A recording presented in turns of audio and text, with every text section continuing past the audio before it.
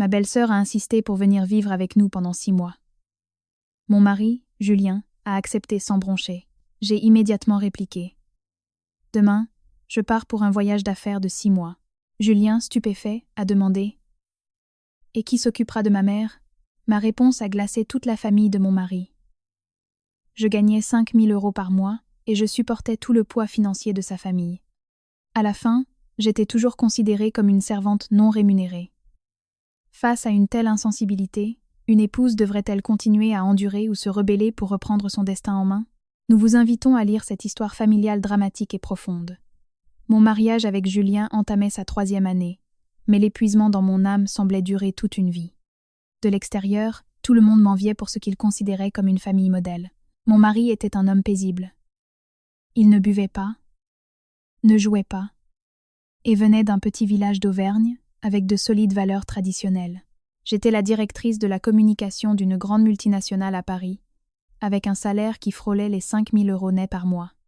On pourrait penser qu'avec 2 salaires stables, la vie serait sereine. Mais la réalité derrière les portes closes était une agonie étouffante.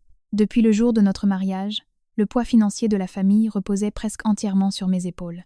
Le salaire de Julien représentait environ les 2/3 du mien, mais le cœur du problème était qu'il n'avait jamais contribué volontairement d'1 seul euro aux dépenses communes.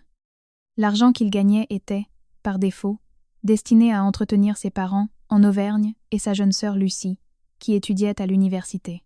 Il me disait souvent qu'il était le fils aîné, que ses parents l'avaient élevé et lui avaient payé ses études, et qu'il était maintenant temps de leur rendre l'appareil. Je comprenais cette logique. Je suis aussi une personne raisonnable. Je n'ai jamais fait de distinction entre ma famille et la sienne. Mais ma générosité était devenue, pour lui et sa famille, indue. Le point de bascule est arrivé un mardi après-midi. Une première averse d'été à Paris rendait l'air lourd encore plus insupportable. Je suis rentrée à la maison après une longue journée partagée, entre des dizaines de plans stratégiques et des réunions interminables. En entrant, j'ai vu Julien affalé sur le canapé, changeant compulsivement de chaîne avec la télécommande. Quand il m'a vu entrer, chargé de sacs de courses très lourds, il n'a pas bougé d'1 millimètre pour m'aider, se contentant de m'annoncer une nouvelle d'un ton plat, comme s'il s'agissait d'un ordre approuvé par un supérieur. Lucie a quitté son travail. Trop de pression dans son ancien bureau. Elle va venir s'installer ici avec nous pendant 6 mois pour se remettre psychologiquement. Ah, et la semaine prochaine, maman sort de l'hôpital et viendra aussi. Occupe-toi d'aménager le salon. Prépare un lit pour maman, pour Lucie, et n'oublie pas de faire les courses et d'acheter des choses nourrissantes. Maman vient de se rétablir et doit bien manger. Et Lucie est un peu difficile, alors essaye de varier le menu tous les jours pour elle. Je suis restée pétrifiée au milieu du salon. Le sac en plastique rempli de viande, de poissons et de légumes est tombé par terre avec un bruit sourd. Mes oreilles bourdonnaient.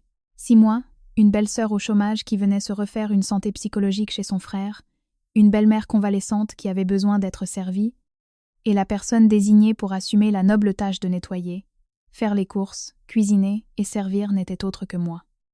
Dans l'esprit de Julien, le fait que je gagne plus, que je parte tôt le matin pour rentrer tard le soir, semblait ne pas exister.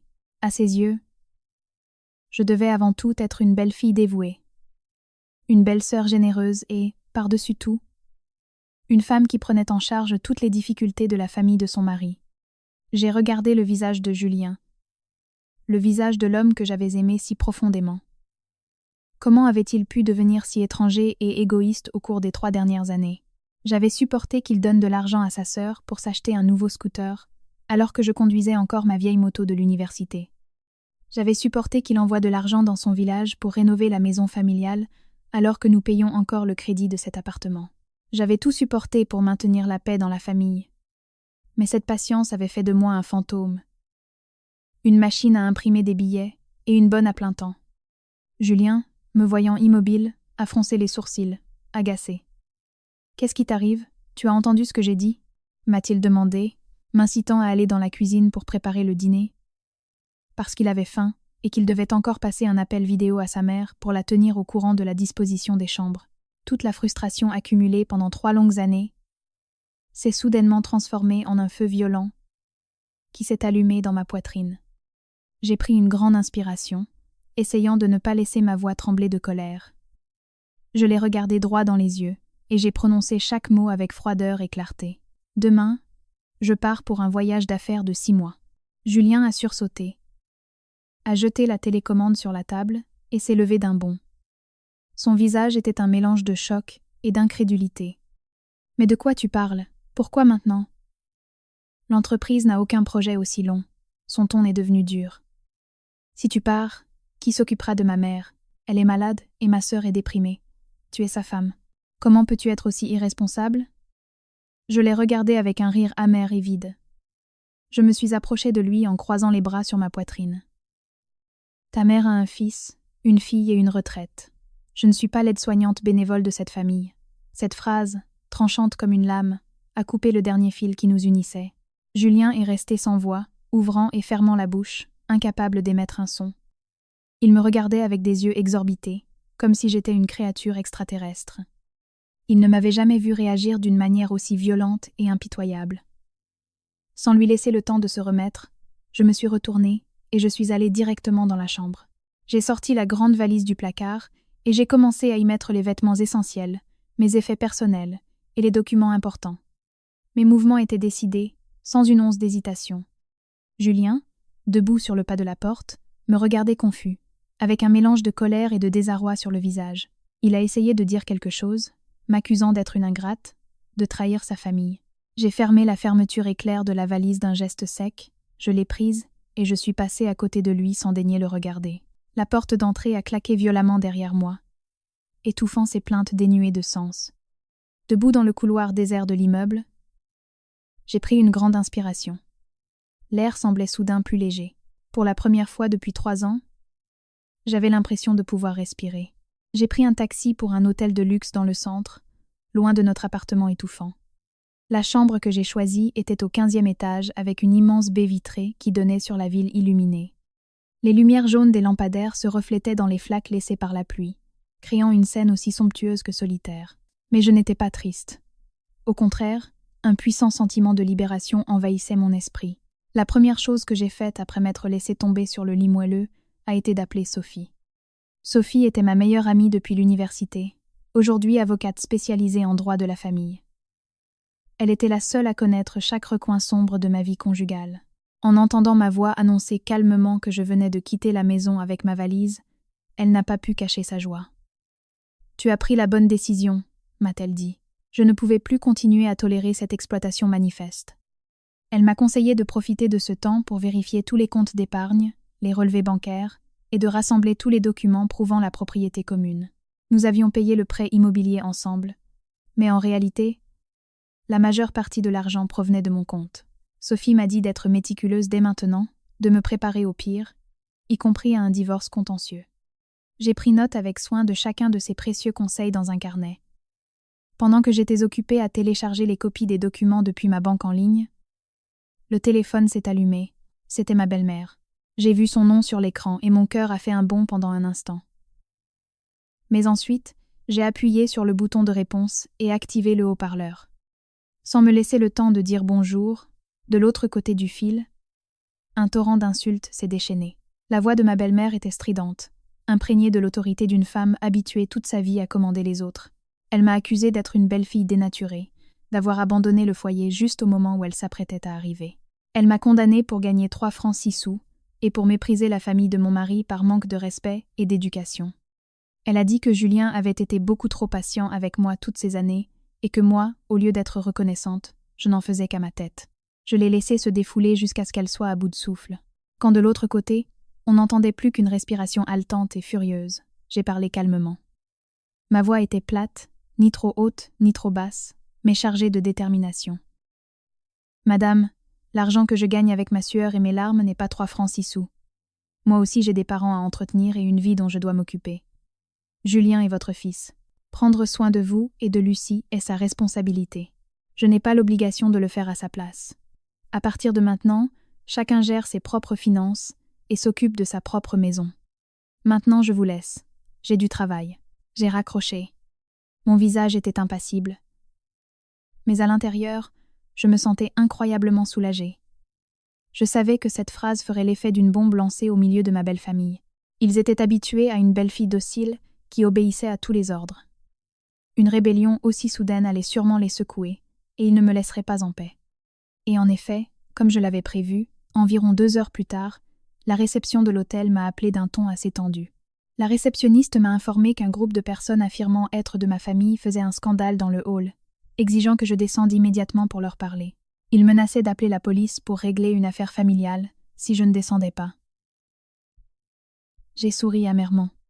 Julien avait sûrement installé en cachette un traceur sur mon téléphone le mois dernier, et je n'avais pas encore eu le temps de l'enlever. Ce contrôle absurde était maintenant sa façon de venir me traquer. Je suis allée dans la salle de bain, je me suis recoiffée, j'ai ajouté une touche de rouge à lèvres. Je ne pouvais pas avoir l'air négligé. Le moment était venu d'affronter et de résoudre définitivement ce chaos. J'ai pris mon sac à main, et je me suis dirigée d'un pas décidé vers l'ascenseur pour descendre au rez-de-chaussée. Dès que les portes de l'ascenseur se sont ouvertes, je me suis retrouvée face à une scène incroyablement bruyante.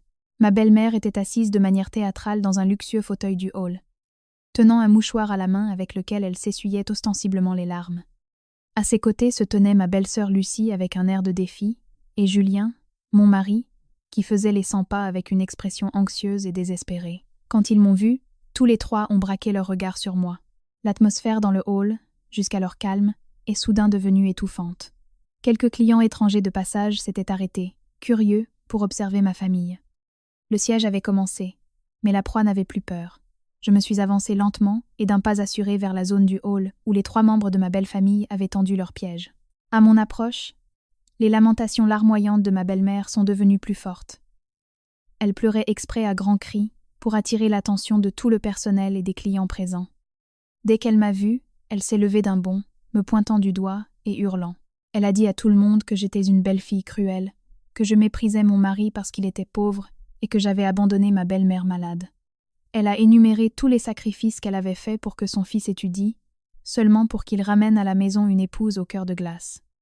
Lucie s'est jointe au chœur, mettant les mains sur les hanches et m'accusant de ne pas aimer son frère, de le faire souffrir. Les regards inquisiteurs autour de moi ont commencé à converger. Des chuchotements et des murmures se sont élevés. Le luxueux hôtel s'était transformé en un marché bruyant à cause de ce drame familial. Si j'avais été la Hélène d'il y a 1 an, je serais morte de honte. J'aurais seulement voulu trouver un trou où me cacher. Pour sauver les apparences, par peur des commérages, je les aurais suivis à la maison, continuant à endurer pour sauver la face. Mais aujourd'hui, c'était différent. Je me suis tenue droite, le regard serein, passant en revue chacun d'entre eux. Je ne me suis pas justifiée, je ne me suis pas mise en colère. Mon silence fier a semblé effrayer Julien.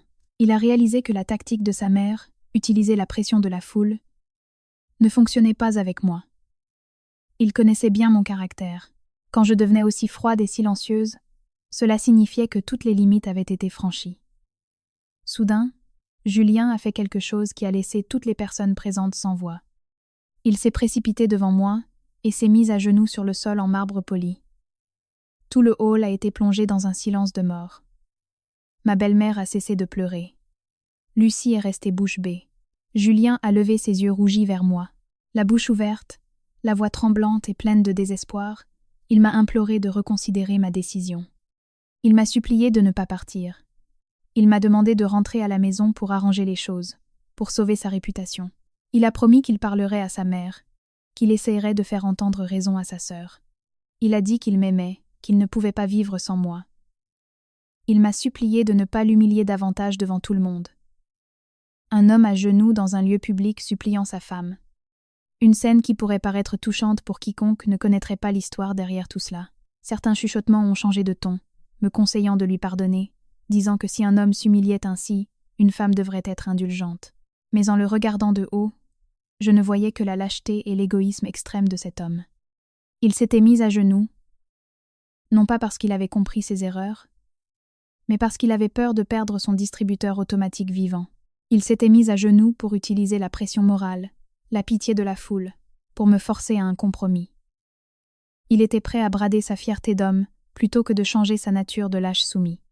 J'ai fait un pas en arrière, esquivant sa main qui essayait de m'attraper. Mes yeux le regardaient sans amour ni compassion, seulement avec une profonde pitié. J'ai dit d'une voix calme, détachant chaque mot pour que lui et sa mère m'entendent bien. « Lève-toi, tu utilises cette humiliation pour m'attacher à toi, mais cela ne fait que me prouver que ma décision de partir est absolument correcte.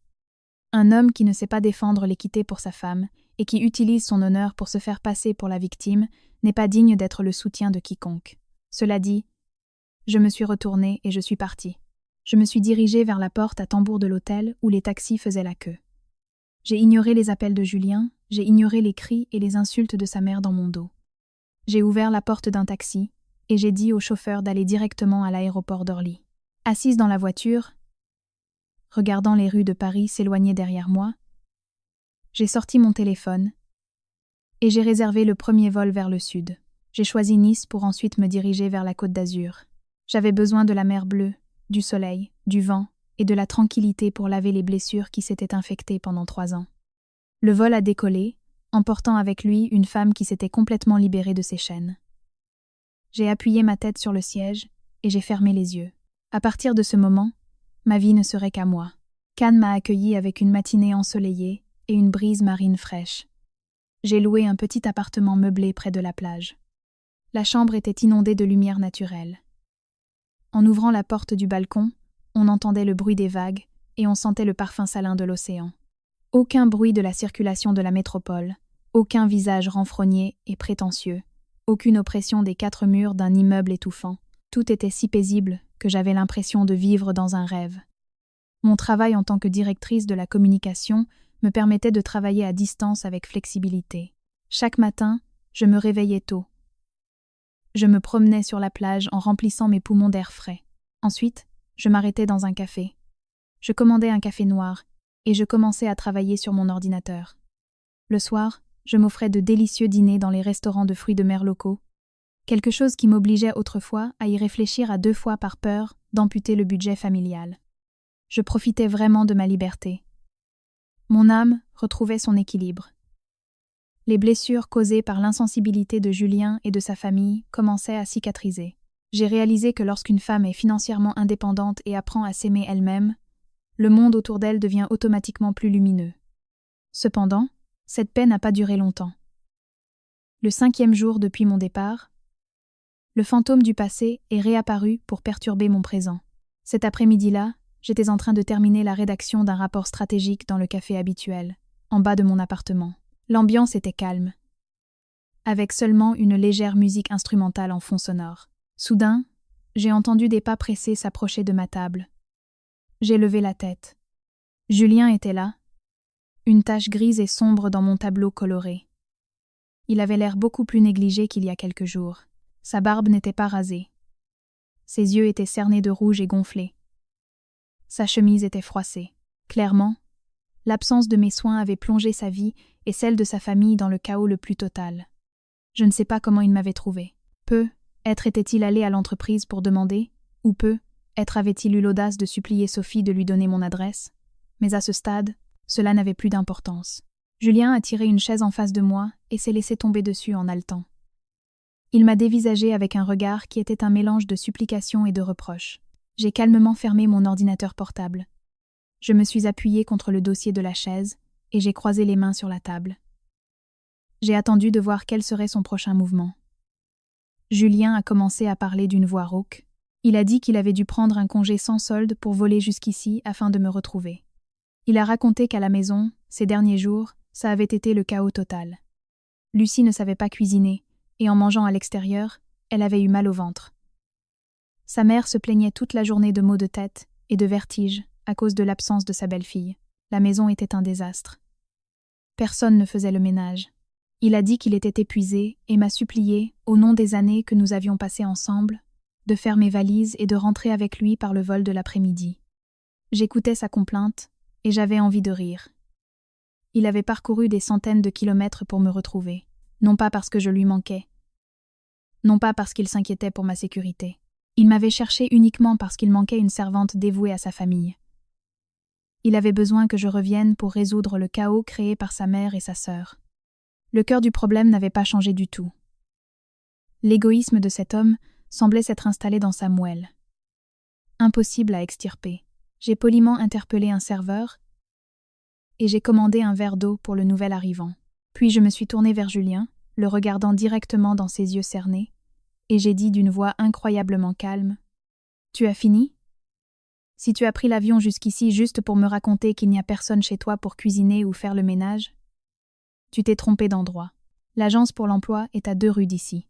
Moi, en revanche, je suis occupée à profiter de ma vie. Julien est resté de marbre. Son visage fatigué affichait une expression de pure stupéfaction. Il ne s'attendait pas à ce que je sois aussi dure et impitoyable. Sa main sur la table a légèrement tremblé. Il s'est mordu la lèvre. Son regard s'est assombri, comme s'il s'apprêtait à jouer sa dernière carte pour me retenir. L'atmosphère dans ce coin du café est devenue tendue. Julien se frottait continuellement les mains dans un geste de grand embarras. Soudain, il a glissé une main dans sa sacoche, a sorti une épaisse enveloppe en papier et une petite carte en plastique bleu. Il les a posées sur la table en bois en les poussant vers moi. Le regard de Julien s'est illuminé d'une étincelle de confiance, comme s'il venait de sortir un talisman capable de changer le destin. Il a essayé de parler de la manière la plus articulée et sincère possible. Je sais que pendant toutes ces années, tu as subi de nombreuses injustices financières. J'ai été un homme insensible. Je n'ai pas prêté attention à tes sentiments. Voici l'acte de propriété de la maison en Auvergne. Mes parents viennent de la mettre à mon nom. Demain, j'irai chez le notaire pour ajouter également ton nom en tant que copropriétaire. Et voici ma carte salaire. À partir de ce mois-ci, tout mon salaire sera versé directement sur ton compte. Tu auras le plein pouvoir de décision sur les dépenses. Je te demande seulement de me pardonner cette fois. Fais tes valises et rentre à la maison avec moi. J'ai regardé l'enveloppe avec l'acte de propriété et la carte bancaire, immobile sur la table. Pour beaucoup de femmes, cela aurait pu être une victoire glorieuse, une concession absolue de la part du mari. Cela prouvait que Julien était prêt à céder tous ses biens et le contrôle financier pour me retenir. Mais pour moi, ce geste révélait une vérité plus triste que jamais. Julien ne comprenait pas, ou faisait semblant de ne pas comprendre, la douleur profonde que je ressentais. J'ai lentement pris la carte, je l'ai fait tourner entre mes mains, puis je l'ai délicatement remise à sa place. J'ai souri, un sourire triste et plein d'amertume. Crois-tu que je suis partie pour quelques milliers d'euros de ton salaire? Crois-tu que j'étais en colère, parce que mon nom n'était pas sur l'acte de propriété d'un terrain dans ton village, Julien? Tu me sous-estimes, et tu sous-estimes aussi notre mariage. L'assurance sur le visage de Julien s'est évanouie instantanément, laissant place à une panique totale. Il s'est penché en avant, balbutiant. « Et alors, qu'est-ce que tu veux? Je t'ai donné tout mon argent, mes propriétés. Que doit faire un homme pour te satisfaire ?» Je me suis redressée en le regardant droit dans les yeux, et j'ai calmement dénoué le nœud du problème. Le problème, ce n'est pas l'argent. Julien, le problème, c'est le respect et les limites. Tu dis toujours que tu m'aimes. Mais dans ton esprit, ta famille d'origine sera toujours la priorité numéro 1. Ta mère, ta sœur, c'est ton sang. Tandis que moi, même si nous partageons le même lit, même si je prends en charge toutes les dépenses, je ne suis qu'une étrangère. Tu me donnes ta carte salaire, mais quand ta mère tombera malade ou que ta sœur aura besoin de plus d'argent, tu me laisseras dire non? Tu ajoutes mon nom sur l'acte de propriété. Mais aurai-je un jour le droit de décider qui vivra sur ce terrain? J'ai fait une pause, prenant une grande inspiration pour que les émotions ne me bloquent pas la gorge. Ce dont j'ai besoin, c'est d'un partenaire de vie qui sache me défendre face aux déraisons. Un mari qui sache dire non à sa famille quand elle s'immisce trop dans notre vie privée. En 3 ans, tu as fait de moi un bouclier pour te permettre d'être un fils dévoué et un frère modèle. Jamais, pas une seule fois, tu n'as posé de limite avec ta mère et ta sœur. C'est cette inégalité dans ta façon de penser qui a tué notre mariage, pas quelques euros ou un bout de papier. Julien s'est effondré sur sa chaise, comme si on l'avait vidé de toute son énergie. Mes mots avaient fait l'effet d'une douche froide sur son patriarcat, profondément ancré. Il a pris sa tête entre ses mains, ébouriffant ses cheveux déjà en désordre. Il a murmuré que j'étais trop rigide, que les affaires familiales ne pouvaient pas être traitées avec la même froideur que les affaires professionnelles, que le lien du sang ne pouvait pas être coupé. J'ai soupiré légèrement. Toute discussion était inutile quand 2 personnes partaient de prémices complètement opposées. J'ai pris mon sac et je me suis levée. Garde l'acte de propriété et la carte. Utilise cet argent pour engager une aide-soignante pour ta mère et ta sœur. Et ne me cherche plus. Quand j'aurai l'esprit clair, je reviendrai pour résoudre définitivement notre situation. Je suis partie en laissant Julien pétrifié dans ce café balayé par le vent. Les vagues de Cannes continuaient de se briser sur le rivage avec un rythme constant.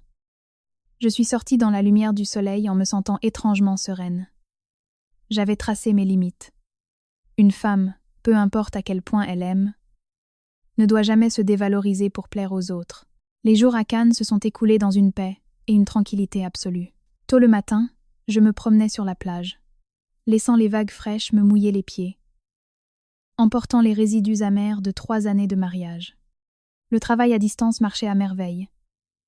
Sans les soupirs de ma belle-mère, sans les demandes déraisonnables de ma belle-sœur, mon esprit était clair et je résolvais chaque projet rapidement.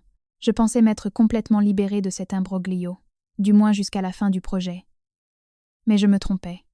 Quand les gens ne peuvent pas vous manipuler par la pression directe, ils utilisent l'arme la plus subtile de leur arsenal, les mauvaises langues. Un soir de week-end, alors que je savourais une tisane sur le balcon, le téléphone a sonné.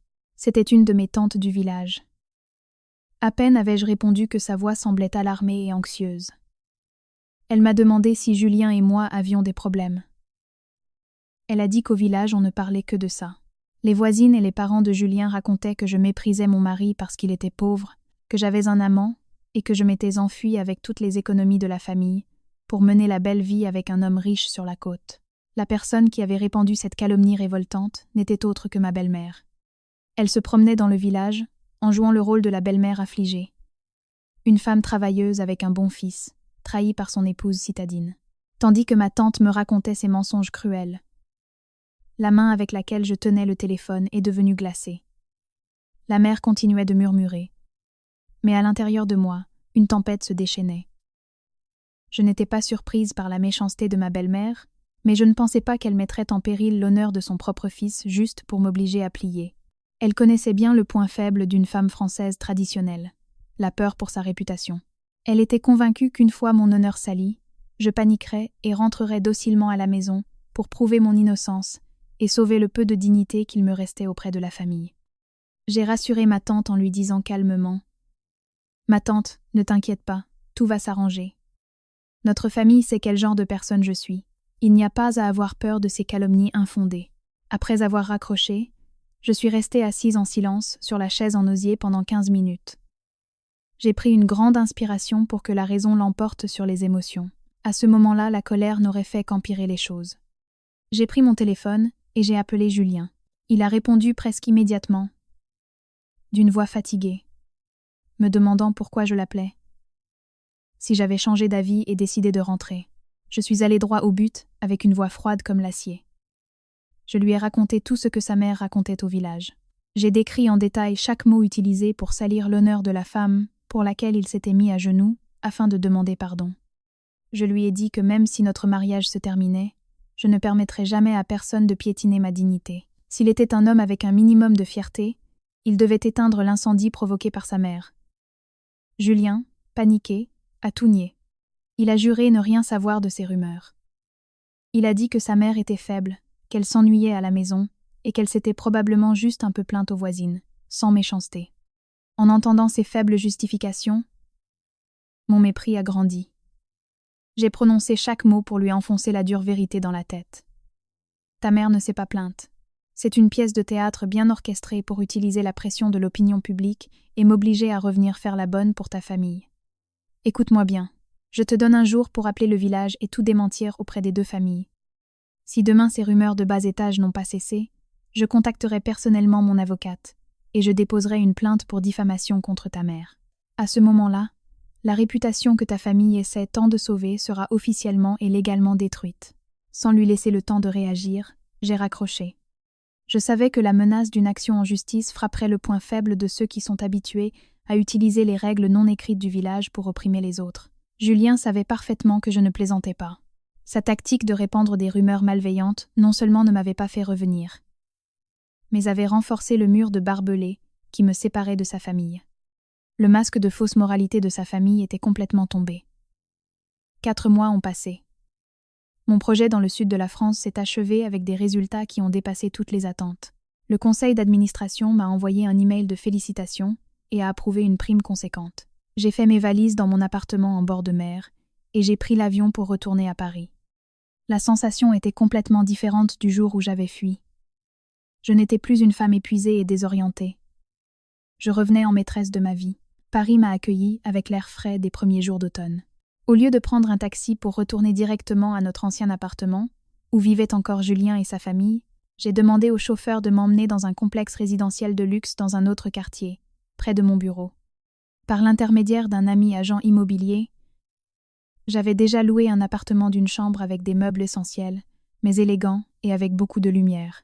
J'ai passé tout le week-end à acheter des plantes, à changer le tapis du salon, à acheter de la nouvelle vaisselle. C'était un espace entièrement à moi, sans l'ombre d'un jugement ou d'un contrôle. Une fois mon nouveau nid installé, j'ai envoyé un message à Julien pour lui donner rendez-vous dans un café familial du centre-ville. J'ai choisi un coin isolé, suffisamment calme pour une conversation sérieuse. Julien est arrivé à l'heure. Il était mieux habillé que lors de notre rencontre sur la côte. Mais son visage montrait encore des signes de fatigue et de tension. À peine s'est-il assis qu'il a regardé autour de lui et a demandé « Où as-tu laissé tes bagages ?»« Quand tu auras fini de boire, je te ramène à la maison. Maman et Lucie ont nettoyé ta chambre pour t'accueillir. » J'ai secoué légèrement la tête, en poussant vers lui le verre de jus d'orange. Je l'ai regardé droit dans les yeux et j'ai calmement démonté ses illusions. Je lui ai dit clairement que j'avais loué un appartement de mon côté et que je ne retournerais pas dans l'ancien. Notre mariage est au bord du gouffre. Si tu veux vraiment le sauver, tu dois accepter de nouvelles règles. Sinon, nous pouvons entamer les procédures de divorce la semaine prochaine. Julien a écarquillé les yeux, surpris. Pourquoi être aussi radical ? Entre mari et femme, il y a toujours des hauts et des bas. Tu as été absente pendant des mois. Ma mère et ma sœur ont beaucoup souffert. Ça ne te suffit pas pour calmer ta colère ? J'ai sorti de mon sac une feuille A4 soigneusement dactylographiée et je l'ai posée sur la table. Je l'ai appelée le pacte des 3 points. 3 règles pour que notre certificat de mariage reste valide. Règle numéro 1. Séparation des biens. Chacun gère ses propres revenus. Les dépenses communes, le loyer, la nourriture, seront divisées par 2 de manière transparente. Le fait que tu entretiennes tes parents ou ta sœur est ta liberté, mais tu ne dois pas toucher un centime de mon salaire. En échange, je ne te demanderai pas d'entretenir ma famille. Règle numéro 2. Limite privée. Ta sœur est adulte. Elle doit se trouver un travail et subvenir à ses propres besoins. Elle ne peut plus continuer à vivre à tes crochets. Ta mère a le droit de venir rendre visite à ses petits-enfants, mais elle n'a pas le droit d'interférer dans mes horaires, mon travail ou ma façon de dépenser mon argent. Chaque fois que ta famille envahira mon espace personnel, ce sera à toi de les arrêter. Os. Règle numéro 3. La plus importante. Nous vivrons seuls. Si tu veux recommencer à zéro, tu emménageras dans l'appartement que j'ai loué. Tu peux laisser la maison actuelle à ta mère et à ta sœur, ou la vendre et diviser les bénéfices. À toi de décider. Mais je ne vivrai pas sous le même toit que ta famille d'origine, pas un jour de plus. Julien a pris la feuille, la main tremblant légèrement. Il a lu et relu les 3 conditions. Son visage changeait continuellement d'expression, passant de la surprise à l'embarras, puis au désespoir. Pour un homme élevé avec une mentalité traditionnelle, séparer les finances de sa femme et se détacher du contrôle maternel était comme une rébellion contre nature. Il a soupiré profondément, disant que ces conditions le mettaient au pied du mur. Comment pouvait-il abandonner sa mère et sa sœur pour aller vivre seul avec sa femme ? Les gens se moqueraient de lui, ils le traiteraient de lâche et de soumis. J'ai souri légèrement, j'ai repris la feuille et je l'ai rangée dans mon sac. Je me suis levée en ajustant ma veste. « Le choix t'appartient, » lui ai-je dit. « Je ne t'oblige pas à choisir entre ta famille et moi. Je protège simplement ma vie. Quand tu auras dépassé cette vaine question d'apparence et que tu voudras vraiment construire une petite famille au sens propre du terme, alors cherche-moi. Maintenant, je dois rentrer chez moi. » Je me suis retournée et je suis partie. Je savais que Julien n'accepterait pas facilement. Il avait besoin de temps pour se débattre dans le cocon étroit de ses préjugés. Et moi, j'avais tout le temps et la patience de voir jusqu'où irait le véritable courage de cet homme. 2 semaines après notre conversation au café, Julien a continué à m'envoyer des messages et à m'appeler. Il montrait une attitude plus douce, promettant de changer lentement et me demandant une autre chance. Il m'a dit que ma belle-mère allait mieux et qu'elle voulait me rencontrer pour une discussion en famille. Il m'a supplié de retourner à l'ancien appartement pour un dîner, comme premier pas pour arrondir les angles et établir les limites que je souhaitais. Par respect pour notre lien, et pour voir à quel point sa famille avait vraiment changé, j'ai accepté. Ce soir-là, je suis retournée dans le complexe d'appartements familiers. À peine ai-je franchi le seuil, Un sentiment d'étouffement m'a assailli. La maison était plus en désordre que je ne l'imaginais. Des chaussures éparpillées dans l'entrée. Sur la table du salon, il y avait encore des taches de thé non nettoyées. L'odeur de friture provenant de la cuisine imprégnait même les rideaux. Clairement, mon absence avait rendu la vie dans cette maison incroyablement négligée. Julien m'a accueilli à la porte avec un sourire forcé. Sa sœur Lucie était assise sur le canapé, fixant son téléphone.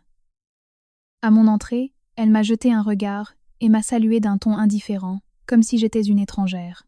De la cuisine, ma belle-mère est sortie avec un plat de blanquette de veau, le posant brutalement sur la table à manger. Son visage était glacial, sans aucun signe de réconciliation. Le dîner s'est déroulé dans une atmosphère tendue et silencieuse. Julien essayait de me servir à manger, d'engager des conversations banales sur le travail, mais personne ne répondait. À peine avions-nous posé nos couverts que ma belle-mère s'est raclée la gorge. Elle s'est assise droite, avec un regard autoritaire fixé sur moi, et a commencé le procès. Elle a dit qu'elle avait entendu parler de mes 3 règles par Julien, et qu'elle les trouvait ridicules. Elle a dit que dans cette famille, depuis des générations, la belle-fille se marie avec le mari et suit ses coutumes. L'argent et les biens sont communs. Pour prendre soin des anciens, il n'était pas question que le mari et la femme divisent les finances. Elle a ajouté qu'étant une femme, même si je gagnais beaucoup, c'était uniquement pour le bien de la famille de mon mari, pour redorer leur blason, pas pour que ça me monte à la tête et que je manque de respect à ma belle-mère. Finalement, elle a conclu par une phrase lapidaire. Nous avions acheté la maison à 2, mais Julien était le chef de famille, et il était naturel que sa mère et sa sœur y vivent. Moi, en tant que belle-fille, j'avais le devoir de les servir. Il n'y avait pas de place pour des demandes de vie séparées ou de limites. Si tu veux partir, pars pour toujours et ne remets plus jamais les pieds dans cette maison.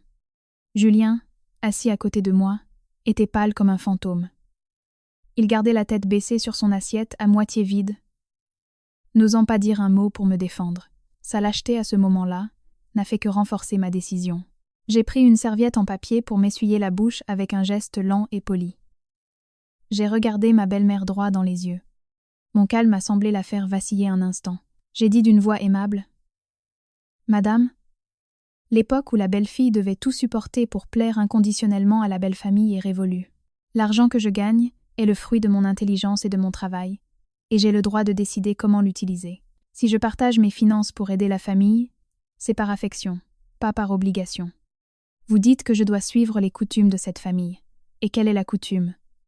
Décharger tout le poids sur les épaules d'une femme qui n'est même pas de votre sang. » En entendant cela, ma belle-mère a frappé du poing sur la table, faisant trembler les assiettes. Elle a commencé à me crier dessus, me traitant d'insolente, d'arrogante. Lucie s'est jointe au chœur en m'accusant d'être égoïste, de ne penser qu'à moi-même. Je n'ai pas gaspillé plus de mots. Toute explication était inutile avec quelqu'un qui refusait de comprendre. Je me suis levée, j'ai pris mon sac, j'ai regardé Julien avec une expression de profonde déception. Tu vois, les limites ne peuvent pas être établies là où piétiner les autres est considéré comme une tradition. Ce dîner est la dernière fois que je mets les pieds dans cette maison. Cela dit, je me suis retournée et je suis sortie, laissant derrière moi les insultes de ma belle-mère et le soupir impuissant de Julien. La porte en bois s'est refermée derrière moi, séparant complètement 2 mondes. J'ai respiré l'air frais de la nuit parisienne. Mon pacte des 3 points avait été mis en pièces dans cette vieille maison, mais en échange, mon esprit était complètement libre. Après cette nuit de rupture totale, j'ai coupé tout contact non nécessaire avec ma belle famille. Je me suis concentrée entièrement sur mon travail et sur le fait de prendre soin de moi. Chaque jour dans mon nouvel appartement était rempli d'énergie positive. Mais la paix est un luxe quand on est encore lié par un certificat de mariage à un homme faible. Un soir, alors que je me détendais sur le canapé avec un masque facial et un peu de musique, le téléphone a vibré avec insistance. C'était Julien. Un pressentiment m'a dit que quelque chose n'allait pas, j'ai répondu. À l'autre bout du fil, la voix de Julien était si effrayée qu'elle était presque méconnaissable. Il m'a dit que sa mère avait eu une crise de tension et s'était évanouie dans la salle de bain. Lui et Lucie l'avaient emmenée d'urgence à l'hôpital. Le médecin exigeait une caution pour l'admission, mais il ne lui restait que quelques centaines d'euros sur sa carte. Il m'a supplié de lui transférer immédiatement 20 000 euros pour les frais et de courir à l'hôpital, car Lucie paniquait et n'était d'aucune aide. Mon cœur s'est un peu serré par un élan d'humanité. Après tout, c'était ma belle-mère. Une personne âgée en danger. L'instinct me poussait à accourir, à apporter de l'argent, à m'occuper de tout. Mais la raison m'a tout de suite freinée. Je me suis souvenu de son regard glacial pendant le dîner. Je me suis souvenu des mensonges venimeux qu'elle avait répandus dans le village. Et surtout, j'ai réalisé que c'était la conséquence du fait que j'avais toujours pris en charge toutes les difficultés avec mes finances pendant 3 ans. Si j'apparaissais ce soir-là, si je payais la facture et passais la nuit à la servir, toutes les limites que j'avais construites avec tant d'efforts s'effondreraient. Je retournerais à la case départ, un distributeur automatique et une aide soignante gratuite. Gardant ma voix aussi calme que possible, j'ai dit à Julien que je lui transférerais les 20 000 € immédiatement. Mais comme un prêt d'urgence, pas comme un cadeau. Il devrait signer une reconnaissance de dette. Quant à aller à l'hôpital, j'ai refusé catégoriquement. Julien, c'est ta mère et Lucie est ta sœur. Vous êtes ses enfants. C'est le moment de prouver votre dévouement. Lucie a 23 ans. Ce n'est pas une enfant. Elle doit apprendre à s'occuper de sa mère. Demain, j'ai une réunion importante avec un partenaire étranger, et je ne peux pas passer la nuit blanche. J'irai lui rendre visite demain matin pendant les heures de visite. À l'autre bout du fil, Julien semblait ne pas en croire ses oreilles. Il a commencé à crier, m'accusant de ne pas avoir de cœur, de ne pas aider quelqu'un en danger, de penser à l'argent et à dormir pendant que sa mère était aux soins intensifs. Je l'ai laissé crier, j'ai raccroché, j'ai ouvert l'application de la banque et j'ai transféré exactement 20 000 € sur son compte avec le motif prêt pour frais médicaux. Cela fait, j'ai éteint mon téléphone et je suis allée dormir. Le lendemain, pendant la pause déjeuner, j'ai acheté une corbeille de fruits coûteuses et une enveloppe contenant 200 € et j'ai pris un taxi pour l'hôpital. En entrant dans la chambre, la scène était chaotique. Ma belle-mère était dans le lit. Sa couleur était redevenue normale, mais elle se plaignait encore faiblement. Julien était affalé sur une chaise, épuisé. Lucie était absorbée par son téléphone. Des emballages de plats à emporter étaient éparpillés sur la table de chevet. À mon entrée, tout le monde a sursauté. Ma belle-mère s'est tournée vers le mur, en soupirant ostensiblement. Julien s'est levé, me regardant avec ressentiment, prêt à me faire des reproches pour la nuit précédente. Mais j'ai levé la main pour l'arrêter. Je me suis approchée du lit. J'ai posé la corbeille et l'enveloppe sur la table. D'une voix polie mais ferme, j'ai dit « Bonjour, madame. J'ai appris que vous ne vous sentiez pas bien. J'étais occupée par le travail et je n'ai pas pu vous assister hier soir. Je suis passée vous dire bonjour. J'espère que vous vous rétablirez vite. C'est une petite attention pour vous aider à reprendre des forces. Quant aux soins, je suis sûre que Julien et Lucie prendront soin de vous de manière impeccable, honorant leur devoir d'enfant. » Cela dit, j'ai salué Julien et Lucie et je suis sortie. Mon dos était droit. Le coup de ma belle-mère, utiliser sa santé pour me manipuler, avait complètement échoué. Elle et ses 2 enfants gâtés devaient enfin affronter la dure réalité. Sans moi, ils devaient abandonner leur paresse et assumer leurs responsabilités. L'histoire de l'hôpital, je l'ai racontée à Sophie, mon amie avocate, autour d'un café le samedi après-midi. Sophie a applaudi en disant que je m'étais enfin réveillée et que j'avais appris à me protéger. Mais avec l'œil clinique de quelqu'un qui travaille dans le secteur, elle a suggéré que le changement de Julien n'avait pas encore été mis à l'épreuve. Il se pouvait qu'en étant au pied du mur, sans argent et sans aide pour sa mère, il se montre conciliant. Le véritable respect devait venir de l'intérieur, de sa volonté de défendre mon honneur contre sa propre famille. Sophie, sirotant son milkshake, a eu une idée de génie. Elle m'a dit que ma belle-mère ne s'était pas encore avouée vaincue. Par l'intermédiaire d'une connaissance dans une agence matrimoniale, Sophie avait découvert quelque chose de terrifiant. Juste après sa sortie de l'hôpital, ma belle-mère avait secrètement fourni à cette agence mon numéro de téléphone et mes données personnelles. Elle leur avait demandé d'organiser des rendez-vous pour moi avec des hommes âgés, veufs ou dans des situations désespérées. Son objectif était de m'humilier, de prouver que si je quittais son fils, je ne trouverais que les rebuts de la société. En entendant cela, la colère m'a étranglée. La fermeture d'esprit et la méchanceté de ma belle-mère semblaient ne pas avoir de limite. J'étais sur le point d'appeler Julien pour lui demander des explications. Mais Sophie m'en a empêché. Elle a dit que c'était une occasion parfaite pour une ultime épreuve. Sophie a élaboré un plan méticuleux. Elle a demandé à sa connaissance à l'agence d'organiser un faux rendez-vous pour moi et de faire fuiter délibérément l'information à un parent bavard de la famille de Julien. Le scénario était que ce parent irait sûrement tout raconter à ma belle-mère et à Julien. Nous voulions voir la réaction de Julien en découvrant que sa femme, à l'initiative de sa mère, voyait d'autres hommes. Deviendrait-il fou de jalousie, m'accusant de trahison, ou comprendrait-il enfin la cruauté de sa mère et me défendrait-il? L'après-midi de la mise en scène, je me suis légèrement maquillée, j'ai mis une robe élégante, et je me suis assise à la petite table d'une terrasse en face du café où devait avoir lieu la fausse rencontre. Sophie était avec moi, le téléphone à la main, attendant des nouvelles. Comme prévu, 15 minutes après l'heure du rendez-vous, la moto de Julien s'est arrêtée devant le café. Julien est entré comme une furie. Quelques minutes plus tard, il est ressorti, le visage congestionné, composant un numéro sur son téléphone. Mon téléphone a sonné. J'ai fait signe à Sophie de garder le silence et j'ai répondu. La voix de Julien était un grognement. Il m'a demandé où j'étais. Si c'était vrai que je voyais un autre homme. Il a dit qu'un parent venait de tout lui raconter. J'ai répondu calmement. Oui, c'est vrai. Je vois quelqu'un.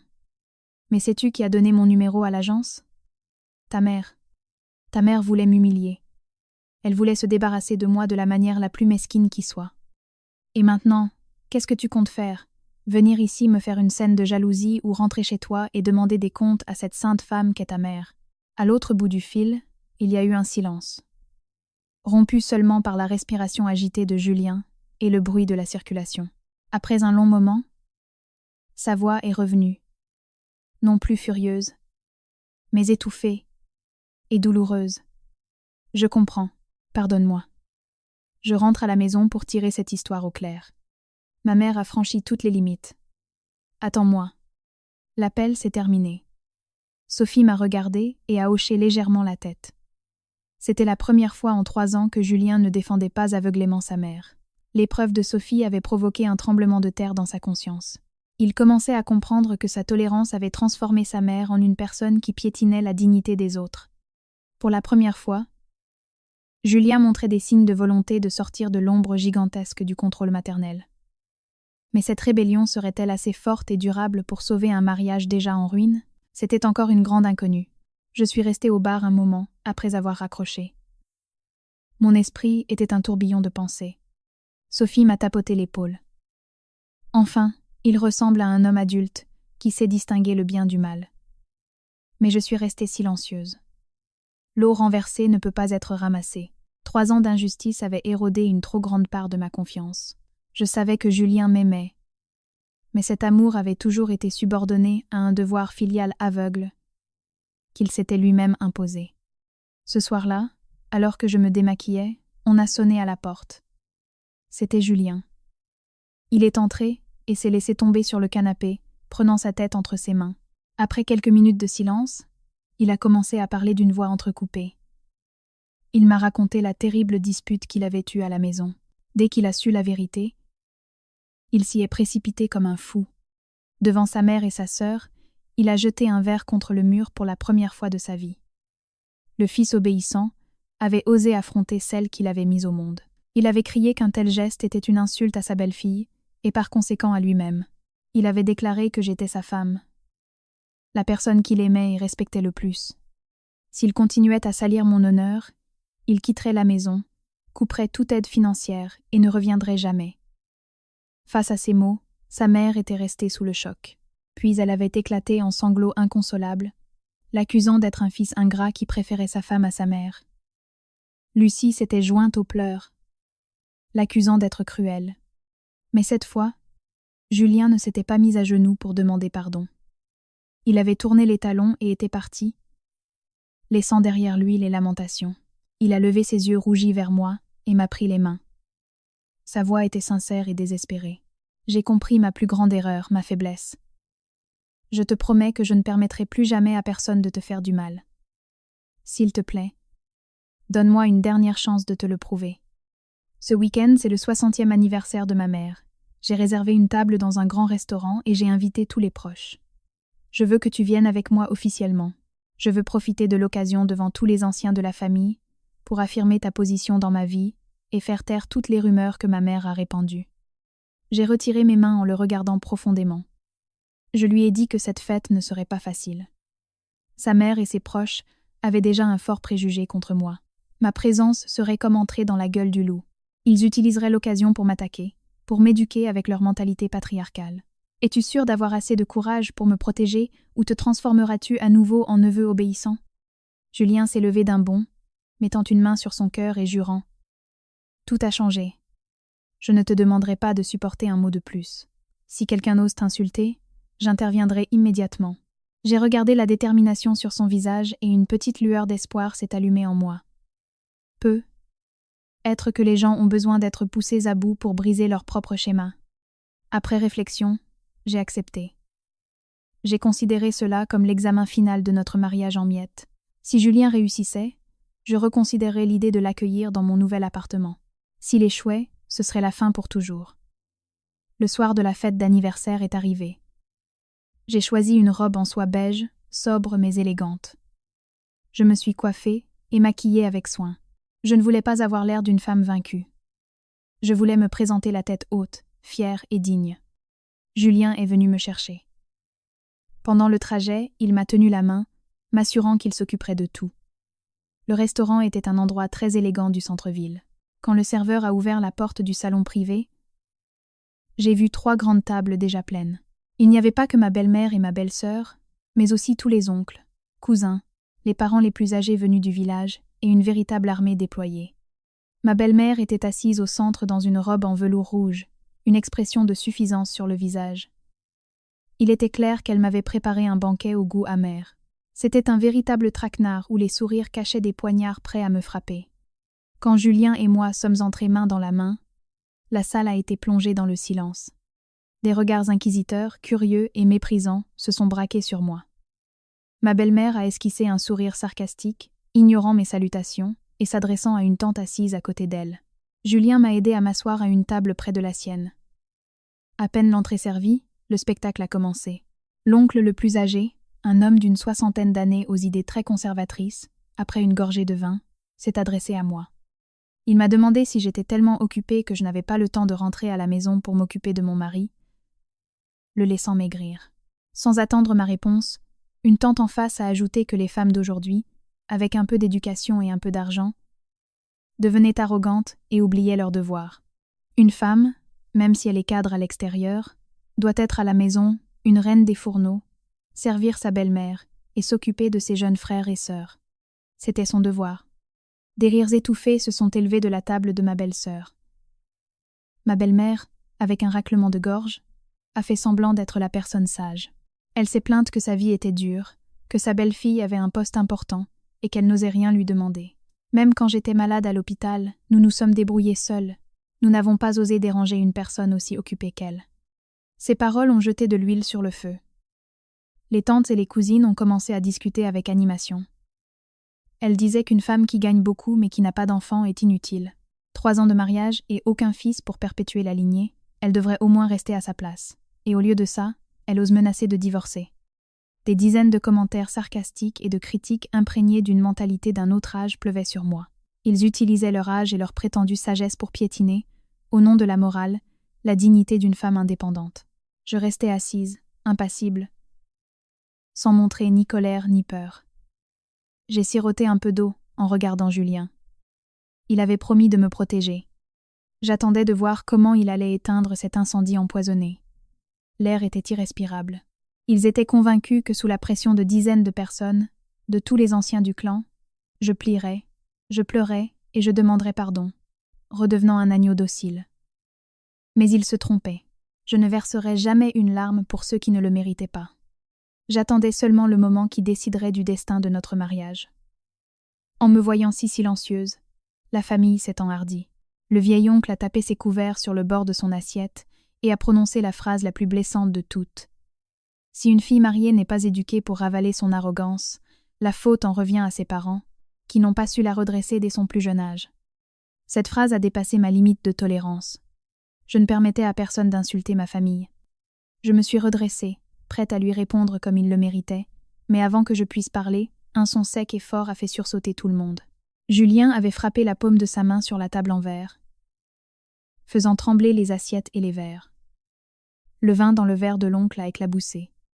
Julien s'est levé d'un bond, le visage rouge de colère, les veines du cou gonflées. Il a regardé tous les membres de la famille un par un, et, d'une voix forte et claire, il a dit « Je vous demande pardon à tous. Je vous ai invité ici aujourd'hui pour célébrer l'anniversaire de ma mère, pas pour faire le procès de ma femme. Ma femme gagne son argent avec sueur et effort. Elle a partagé le fardeau financier avec moi pendant 3 ans. La décision de ne pas avoir d'enfant pour l'instant est la nôtre et n'a rien à voir avec des devoirs envers une quelconque lignée. » La salle a été plongée dans le silence. Ma belle-mère est restée bouche bée, pâle. Elle a essayé de tirer sur la veste de Julien, sifflant de s'asseoir, de ne pas faire de scandale. Mais Julien s'est dégagé de son emprise et a continué à évacuer toute sa frustration. Ma femme n'est pas un fantôme dans cette maison, et elle n'est certainement pas une bonne gratuite là pour servir qui que ce soit. À partir d'aujourd'hui, je déclare que les affaires entre ma femme et moi, c'est nous qui les décidons. Quiconque l'insulte m'insulte, et je ne permettrai à personne de lui faire du mal, qui que ce soit dans cette famille. Cela dit, il s'est penché et a pris ma main. Sa main était grande, chaude et serrait fort. Pour la première fois en 3 ans, j'ai ressenti un véritable soutien de sa part. Des regards de choc et de colère se sont braqués sur nous. Le vieil oncle a jeté sa serviette sur la table, criant que Julien était un ingrat et un fils dénaturé qui mettait sa femme au-dessus de sa famille. Ma belle-mère a commencé à pleurer en disant qu'elle avait élevé un fils qui l'insultait maintenant pour suivre sa femme. Ignorant le chaos, Julien m'a fait lever et m'a guidé hors de la pièce avec fierté. La lourde porte s'est refermée derrière nous, laissant derrière tous les dogmes d'un autre âge et l'égoïsme.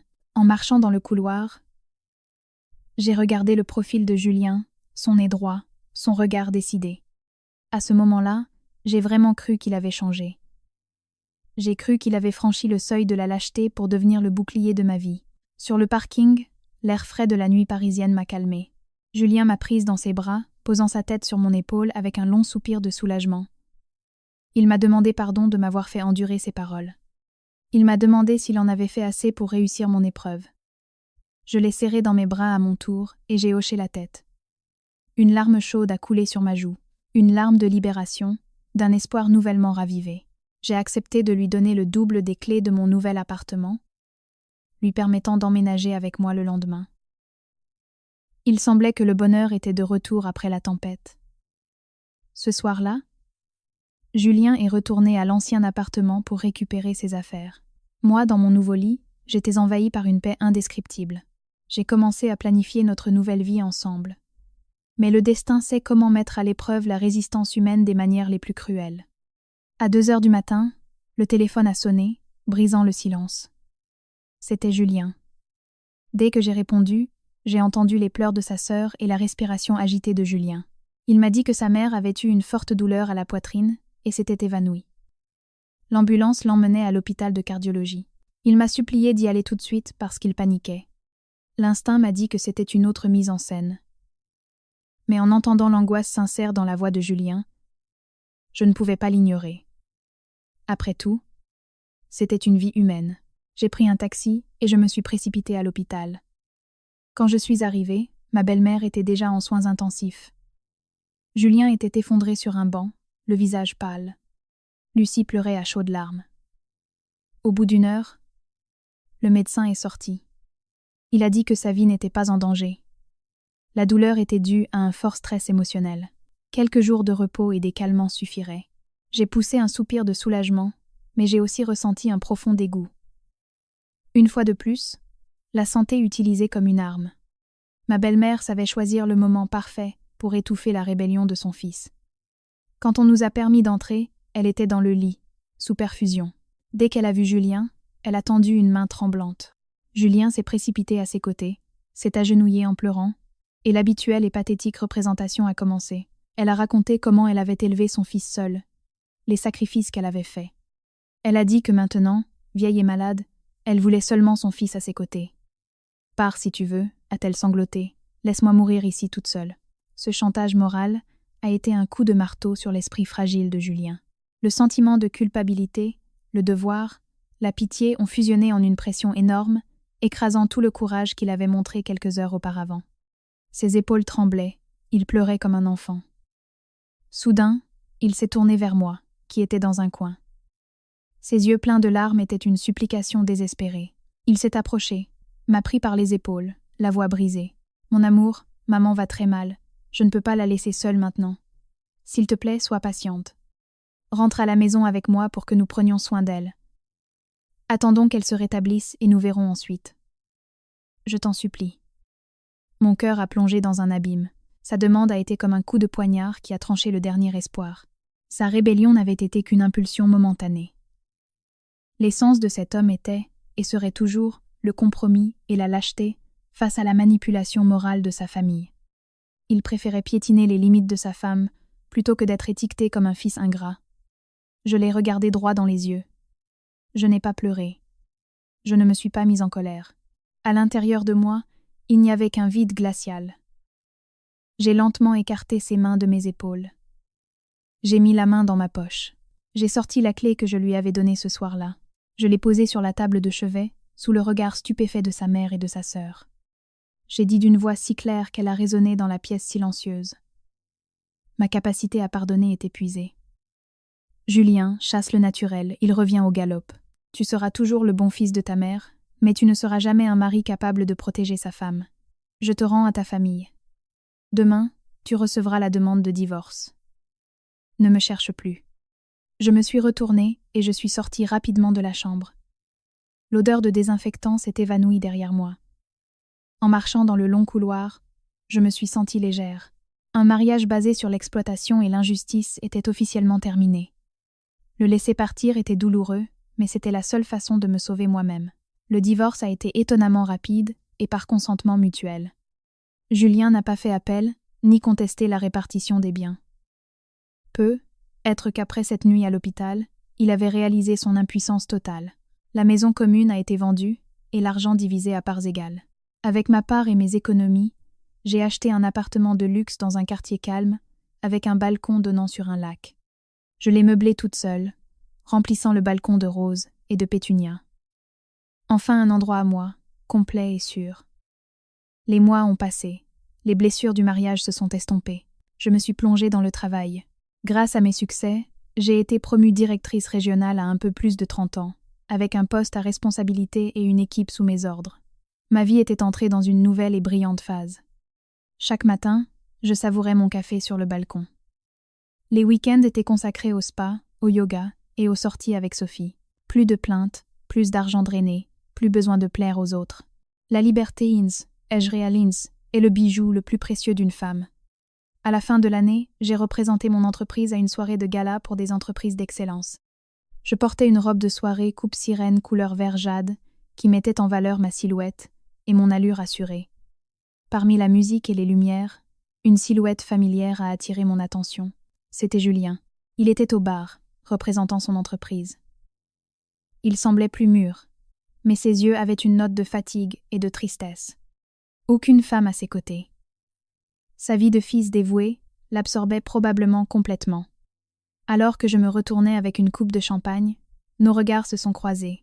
Je l'ai vu se tendre. Un mélange de choc et de regret dans les yeux. Il me regardait, incrédule face à ma transformation. Il a posé son verre avec l'intention de s'approcher. Je ne l'ai pas évité et je n'ai ressenti aucune rancœur. J'ai souri, un sourire poli, courtois, complètement serein. J'ai fait un léger signe de tête comme à une vieille connaissance. Et je me suis retournée, prenant le bras d'un partenaire commercial étranger et me dirigeant vers la scène principale.